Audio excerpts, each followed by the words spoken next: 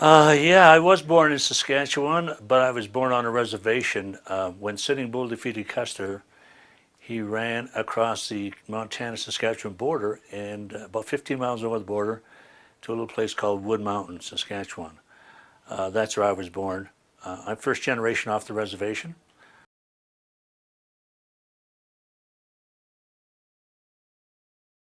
Well, yeah, I was one of the original Native Americans playing the National Hockey League. I was the first from North Dakota.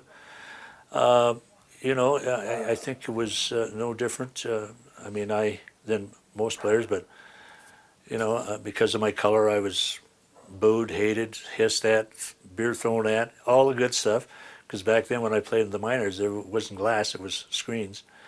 Uh, and but that to me meant that I was doing a job on the ice for my team.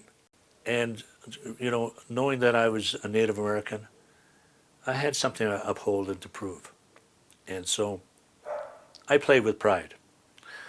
And I know now that when I travel places and people find out that I played in the National League and I went to the University of North Dakota, they're just so proud. Their, their buttons are popping. We need more role models in our society for all kids, believe me. And I'm proud to say that I hope I'm one of them.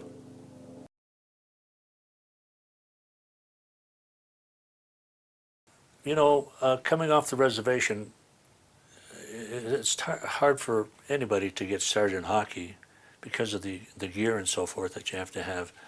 Especially back then, there were many, many kids in a family.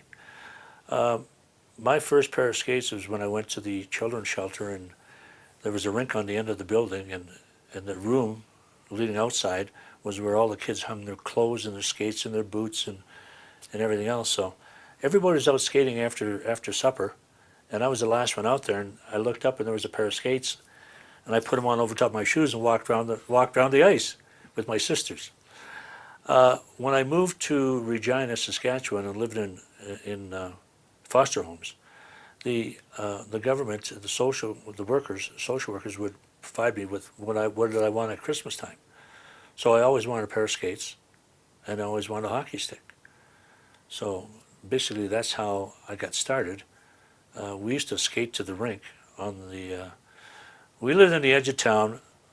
The wooden sidewalk ended here. I had to walk a block to get water in a big old tub, and the rink was only a block away. So we'd skate on the ice, icy roads, to the rink and then skate back. So we'd just play all day. But very fortunate that I was allowed to get skates, and that I was allowed to keep them, and that's how I got my skates. And of course, later on, then when I was with Regina Pants, they supplied me with the skates after that.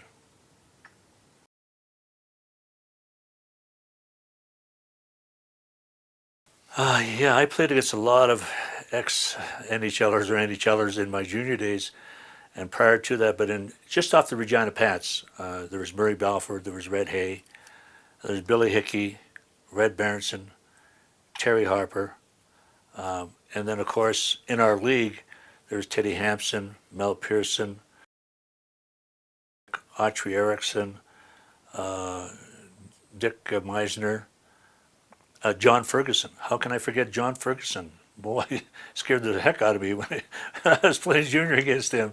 He played with the Melville Millionaires, and he was tough then too. So I played with a lot of guys in my junior days. Yeah.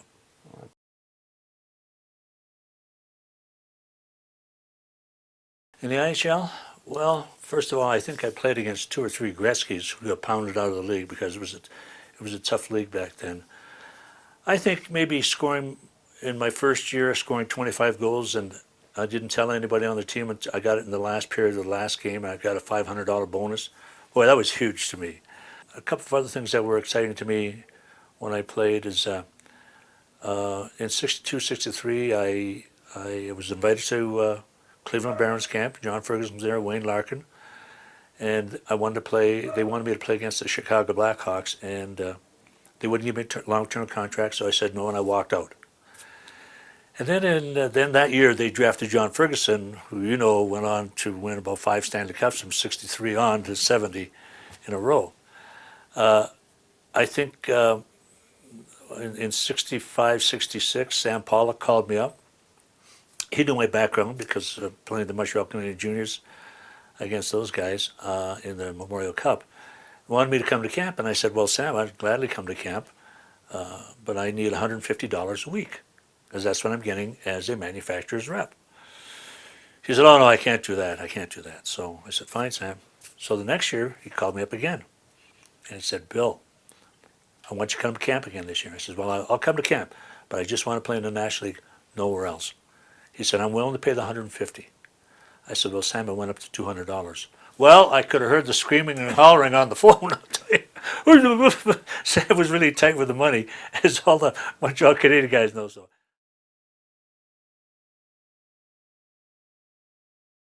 well, I can tell you one about Scotty Bowman.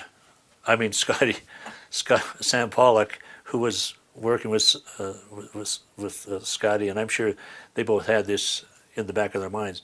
When we played the Memorial Cup, they pulled up Bruce Gamble from the Guelph Biltmores, who was the best goalie in hockey. How they did that, only they know. But what happened is they put their goalie in a body cast and put him in the hospital. Said he had a broken back. Now that's been well documented. That's the absolute truth there. But you know, with some of the Hall of Famers, all I can speak for is like the guys that I played with, the Detroit Red Wing alumni, like Gordie Howe and Alex Delvecchio, Gadsby, Lindsay, just great individuals. Of course, Joe Cloutier plays there, or played there, bless his soul. Jimmy Peters the same way from Montreal, he played there. Just a bunch of class individuals, and the money that they raise for charity is unbelievable.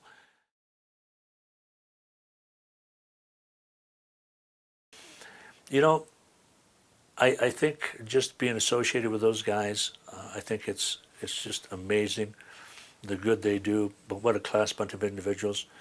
And I mean, they gave back. I'll never forget the time we played Toronto Maple Leafs in Toronto in an exhibition game, and I was sitting next to Gordie Howe in the locker room. Of course, we go out on the ice, and they give Gordie $15,000 and all this sort of stuff. And after the game, he comes up to me and says, just when I thought I had a little jingle in my pocket, he says, he gave it all back. He gave it all. That's the kind of people they are. So that was my biggest experience with them. You know, I remember the first time on the ice against Doug Harvey. I was facing off in their end, and I'm looking across at him, and puck drops. He lifts my stick, got the puck behind the net. I'm going, oh. And I still feel the same way when I get on the ice with Gordie and Alex and those guys. I mean, I still feel humble and excited and honored, believe me, to get on the ice with them because they were such great individuals.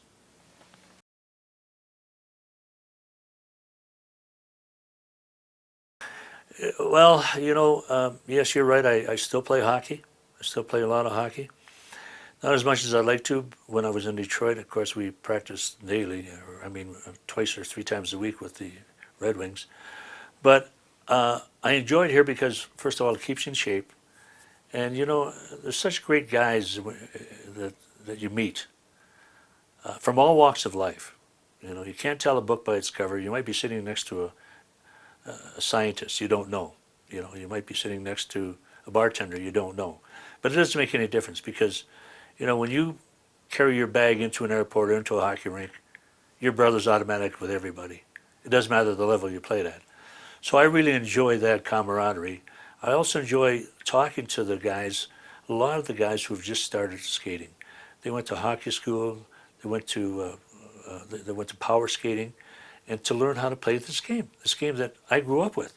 And I'm wondering why. And they all have different, they all have a different agenda. Most of them are because their boys are playing, their young boys are playing. They want to see how easy it is, you know, because I can go out there and do that. Well, they quickly find out, and it isn't very easy. So now they have a better understanding of the game. They can communicate with their son better, and I'm sure, you know, at least they can try to give them a little bit of advice. But that's my motivation, and I'm still promoting hockey. You know, I talk to these guys, a lot of people, they ask me advice and so forth, and I'm representing the hockey world even today. So no different than Gordie or Alex, Andy Beck, any of those guys. I'm still doing my thing, trying to promote hockey, and because it is the greatest game in the world.